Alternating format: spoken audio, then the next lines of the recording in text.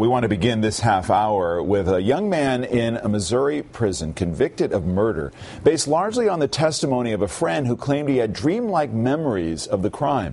Now that friend is changing his story. Dateline NBC's Keith Morrison is here, and he has details. Keith, good to see you. It's a fascinating case, David. Thank you. Good to see you. And finally, after years of effort, a series of stunning revelations, the case is now finally in the hands of a judge.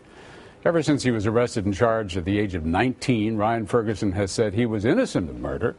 Today, almost 7 years after a jury found him guilty, Ferguson is waiting to hear whether a judge will throw out his conviction and possibly release him from prison.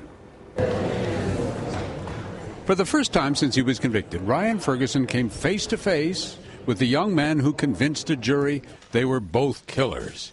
Only this time, Ryan's old friend wasn't in court testifying against him. Now he was trying, in the strangest turn of events, to help Ryan go free. I don't want to die, knowing that I did the wrong thing. Ryan had waited most of his adult life in prison to hear Chuck Erickson tell a far different version of what happened after they left a Halloween party in 2001. What he said about being at the crime scene, me being at the crime scene, was all false. He is a troubled man who has no idea what he did that night.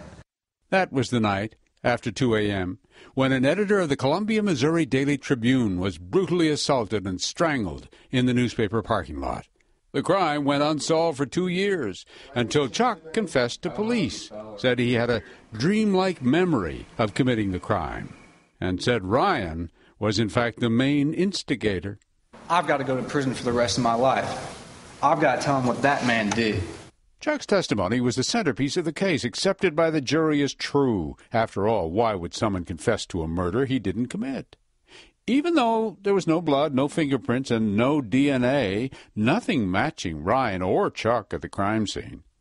A major factor in the case that his parents talked about when they appeared last August on Today. There's not one shred of evidence out there that proves Ryan was even anywhere near there. Now, Chuck says, he was intoxicated to the point of blacking out that night and has no memory at all of what happened. I lied and said I remember things I didn't remember and said he did stuff that I don't remember him doing or me doing. And it wasn't just Chuck who changed his story. An eyewitness did too. The night custodian who once identified Ryan in court said his testimony was plain false. I'd like to have forgiveness from Ryan and his family. The custodian said he identified Ryan after encouragement from the prosecutor, who showed him photos in a newspaper article, a claim the prosecutor strongly denied. I wouldn't have gotten it in and may have gone to prison myself. The state stands by Ryan's conviction, says it believes Chuck's first story, not the one he tells now.